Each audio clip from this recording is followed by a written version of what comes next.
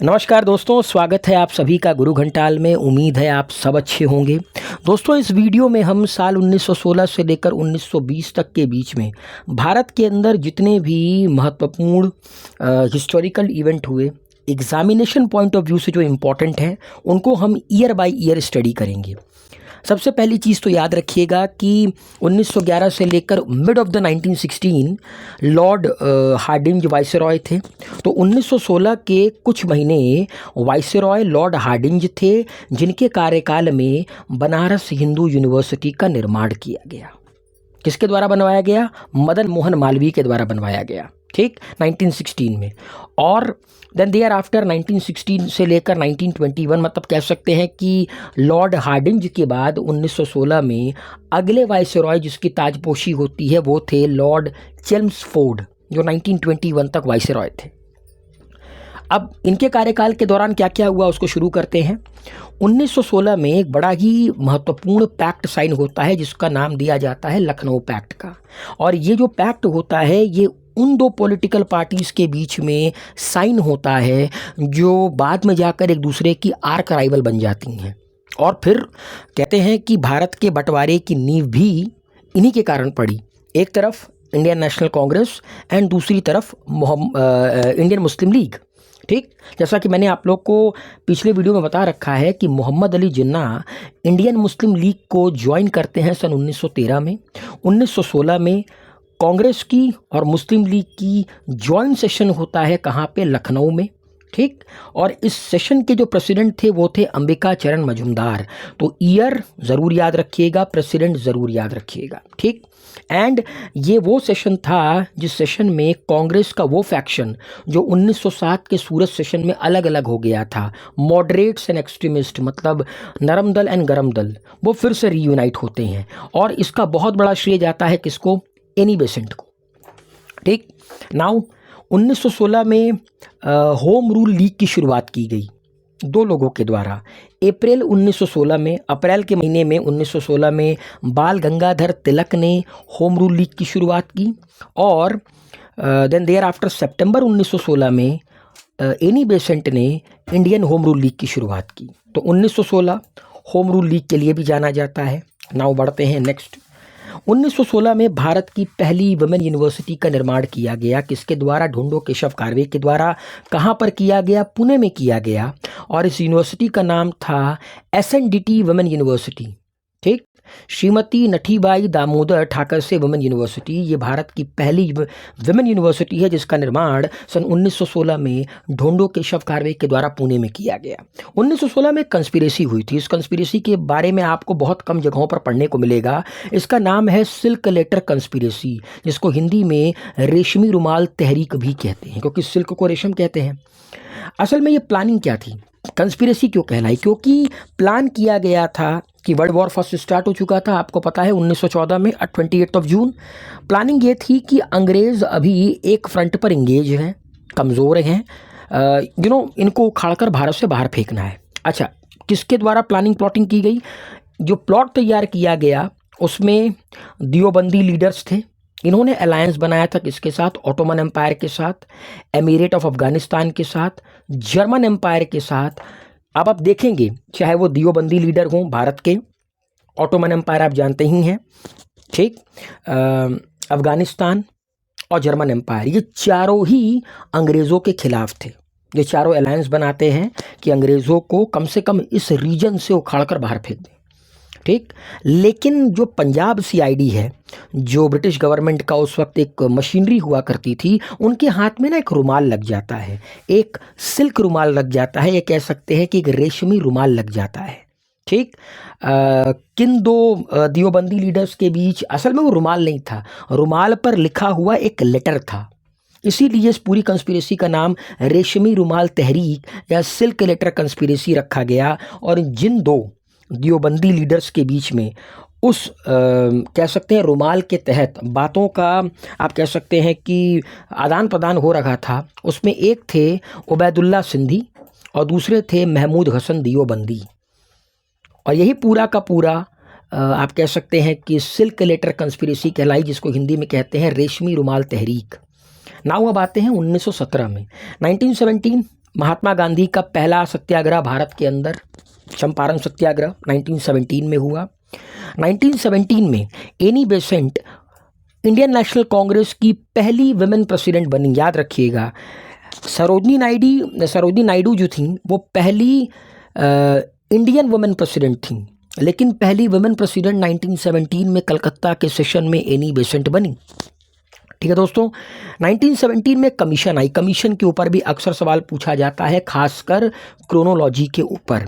Sadler commission आई, जिसको आपका Calcutta commission भी कहा गया। ये कमीशन इसलिए आई थी ताकि कलकत्ता यूनिवर्सिटी में कुछ रिफॉर्म्स लाया जा सके। असल में रिफॉर्म्स तो बहाना होता था। अंग्रेज़ों को ये बात बहुत अच्छे से पता थी कि भारत के अंदर जितनी भी क्रांतिकारी सोच जन्म लेती है ना, या कह सकते हैं कोई भी ऐसी सोच जो अंग्रेज़ों को भारत से उखाड़ कर फेंक सकती थी, ये सारी की सारी जो सोच है ना, वो यूनिवर्सिटी से डेवलप होती हैं। ठीक, इसीलिए अंग्रेज़ों ने 1905 के बाद से ही, आपको याद होगा हम लोगों ने पढ़ा था, 1902 में रेला कमीशन आई, 1904 में फिर यूनिवर्सिटी एक्ट आता है, इंडियन यूनिवर्सिटी एक्ट आता है। ये सारे के सारे एक्ट कमीशन इसीलिए लाए गए थे ताकि किसी भी तरह से इन गतिविधियों पर, इस सोच पर नज़र रखी जा सके। नाउ तो 1917 में चंपारण सत्याग्रह हुआ। एनी बेसेंट पहली वुमेन प्रेसिडेंट बनी आईएनसी की, कहाँ पर, कलकत्ता सेशन में। और 1917 में सैडलर कमीशन आया, जिसको कलकत्ता कमीशन भी कहते हैं।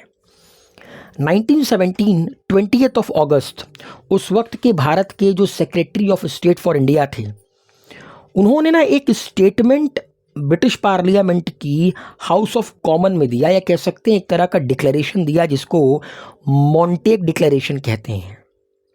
कब? 20 अगस्त 1917 को। आपको ईयर ज़रूर याद होना चाहिए। आप इसमें प्रॉपर डेट नहीं याद करेंगे तो चलेगा, लेकिन मॉन्टेग डिक्लेरेशन 1917 में, यहाँ पर 20 अगस्त 1917, एडविन सैमुअल मॉन्टेग, जो कि secretary of state for India थे, इन्होंने एक डिक्लेरेशन पेश किया house of common in British parliament. जैसे हमारे यहाँ पर लोकसभा है, उनके यहाँ पर हाउस ऑफ कॉमन है। In which he outline the goal of the British policy for Indian administration.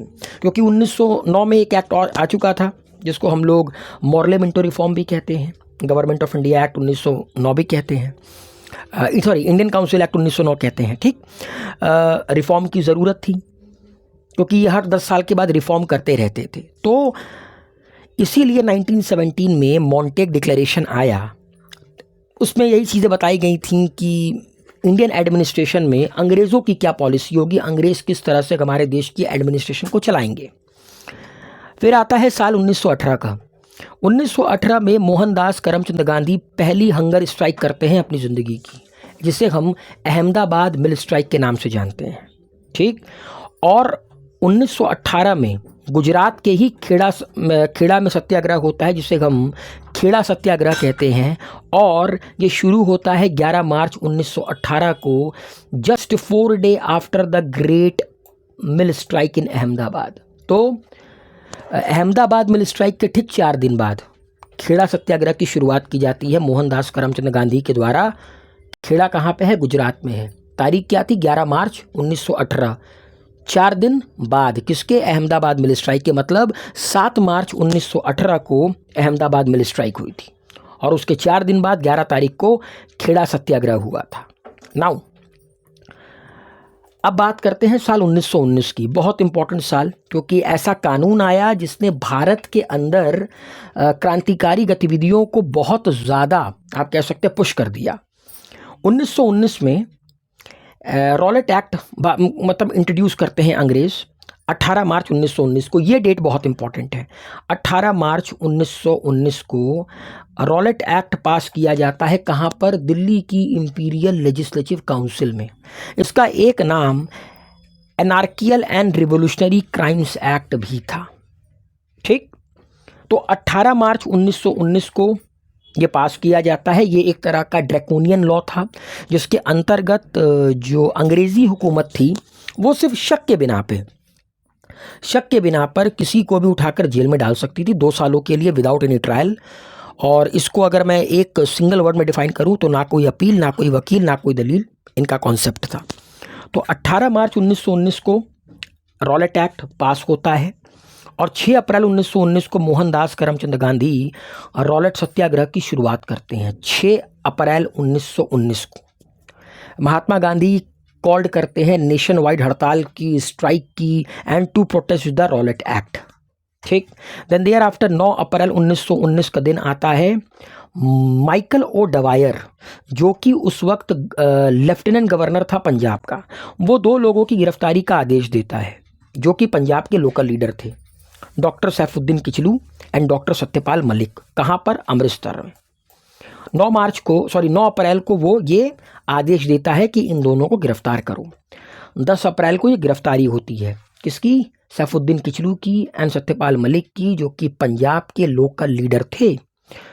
इसके प्रोटेस्ट में 13 अप्रैल 1919 को बैसाखी का दिन था। बड़ा ही पवित्र और पावन दिन होता है। जलियांवाला बाग में हमारे देश के, या कह सकते हैं वहाँ के, वो हमारे देश के ही थे, लोग शांतिपूर्वक प्रोटेस्ट कर रहे थे। मेनली पंजाब के थे, क्योंकि पंजाब के लोकल लीडर को उठाया गया था। और rest is the history. General Dyer आता है और जलियांवाला बाग ट्रेजेडी होती है। याद रखिएगा, माइकल ओ डवायर ने गिरफ्तारी करवाई थी। माइकल ओ डवायर ने जनरल डायर से कहा था कि भैया देखो क्या करना है, आदेश। भाई सीधी सी बात है, जनरल डायर तो आपका कह सकते हैं कि एक अधिकारी था। सर्वे सर्वा तो माइकल ओ डवायर था, जिसकी हत्या की थी लंदन में 1940 में कैक्सटन हॉल में हमारे उधम सिंह जी ने। ठीक, तो जलियांवाला बाग मैसेकर होता है 13 अप्रैल 1919 को, जिसकी जांच के लिए हंटर कमीशन बनाई जाती है। ठीक, 14 अक्टूबर 1919 को हंटर कमीशन बनती है। बहुत ही वाहियात कमीशन थी। इस कमीशन ने अपनी रिपोर्ट में जनरल डायर को, जिसने वहाँ पर ऑन द स्पॉट खड़े होकर गोलियाँ चलवाई थी, उसको आप कह सकते हैं कि इनोसेंट घोषित कर ड्यूटी से फ्री कर लंदन भेज दिया था। ठीक, तो 1919 14 अक्टूबर को हंटर कमीशन बनती है। उसके बाद 1919 में एक और बड़ी इंपॉर्टेंट इवेंट होती है, खिलाफत मूवमेंट। आपको पता है कि 1918 में फर्स्ट वर्ल्ड वॉर ख़त्म होता है।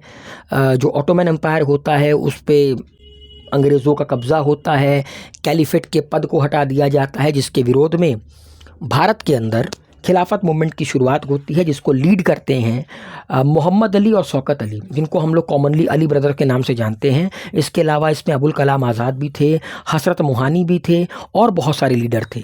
अब मोहनदास करमचंद गांधी को लगा कि भाई ये सबसे इम्पॉर्टेंट समय है भारत के अंदर, अगर अंग्रेज़ों के ख़िलाफ़ सबको एकजुट करना है, क्योंकि मुसलमान ऑलरेडी इनके खिलाफ हो चुके हैं खिलाफत मूवमेंट के चलते। याद रखिएगा, मुसलमानों का जो प्रोटेस्ट था वो खलीफा के पद को दोबारा से रीस्टोर करने के लिए था। ठीक, मोहनदास करमचंद गांधी को लगा कि अगर मैं इस वक्त किसी तरह का कोई मूवमेंट चलाऊंगा तो आसानी होगी लोगों को इकट्ठा करने में। तो 23 नवंबर 1919 को ऑल इंडिया खिलाफत कॉन्फ्रेंस होती है दिल्ली में, जिसको प्रिसाइड करते हैं महात्मा गांधी। ठीक, जिसको प्रिसाइड करते हैं Mahatma Gandhi. Government of India act आती है, जिसको मॉरले मिंटो रिफॉर्म भी कहते हैं 1919 में। प्रोविंसेस में डायरकी का कॉन्सेप्ट आता है इससे। ठीक, तो ये पूरी की पूरी चीज़ें 1919 की थी। अब बात करते हैं 1920 की। 1920 का सबसे मेजर इवेंट था नॉन कोऑपरेशन मूवमेंट, जिसको मोहनदास करमचंद गांधी ने 1 अगस्त 1920 को लॉन्च किया था। ठीक, और 1920 में ही डॉक्टर BR अम्बेडकर ने एक न्यूज़पेपर की शुरुआत की थी, मूक नायक नाम की एक न्यूज़पेपर की शुरुआत की थी डॉक्टर BR अम्बेडकर ने। और वो हंटर कमेटी जो 14 अक्टूबर 1919 को बनाई गई थी जलियांवाला बाग मैसेकर की जांच के लिए, वो अपनी रिपोर्ट रखती है 28 मई 1920 को। और पता है रिपोर्ट में कुछ आता नहीं है, जनरल डायर को बिल्कुल इनोसेंट घोषित कर लंदन भेज दिया जाता है। ठीक, तो 28 मई 1920। ओके, 14 सितंबर 1920 मोहम्मदन एंग्लो ओरिएंटल कॉलेज, जिसका निर्माण सर सैयद अहमद खान ने किया था अलीगढ़ में 1875 में, 14 सितंबर 1920 को उसका नाम अलीगढ़ मुस्लिम यूनिवर्सिटी पड़ता है। ठीक, नाउ 1920 में all India trade union Congress बनती है। All India trade union Congress, जो कि कम्युनिस्ट पार्टी ऑफ इंडिया का आप कह सकते हैं ट्रेड यूनियन पार्ट है। इसके पहले प्रेसिडेंट थे लाला लाजपत राय, और इसका निर्माण हुआ था 31 अक्टूबर 1920 को, ठीक, जिस दिन हम लोग नेशनल यूनिटी डे मनाते हैं, 31 अक्टूबर 1984 को इंदिरा गांधी की हत्या की गई थी, और 31 अक्टूबर को ही हम लोग नेशनल यूनिटी डे मनाते हैं। तो 31 अक्टूबर 1920 को all India trade union Congress का निर्माण होता है, ठीक। अच्छा, एक और बड़ी इंपॉर्टेंट इवेंट होती है 1920 में, अकाली दल का निर्माण होता है। अकाली दल, जिसको पंजाब की one of the influential political party, regional political party आप कह सकते हैं, और अकाली दल का निर्माण होता है 14 दिसंबर 1920 को सिख रिफॉर्म्स के लिए। ये एक तरह की टास्क फोर्स थी, किसकी? शिरोमणि गुरुद्वारा प्रबंधक कमेटी की। तो दोस्तों, ये जितने भी इवेंट मैंने आपको बताए, ये 1916 से लेकर 1920 के मेजर इवेंट थे, जिनके ऊपर एग्जामिनेशन में क्रोनोलॉजी के बेसिस पर भी सवाल पूछा जाता है, इवन कभी कभी तो प्रॉपर डेट पूछ दिया जाता है एग्जाम में। तो उम्मीद है आप लोगों को ये वीडियो पसंद आया होगा। वीडियो को लाइक, शेयर, कमेंट कीजिए, अपना प्यार बनाए रखिए, चैनल को सब्सक्राइब कीजिए। Thank you so much.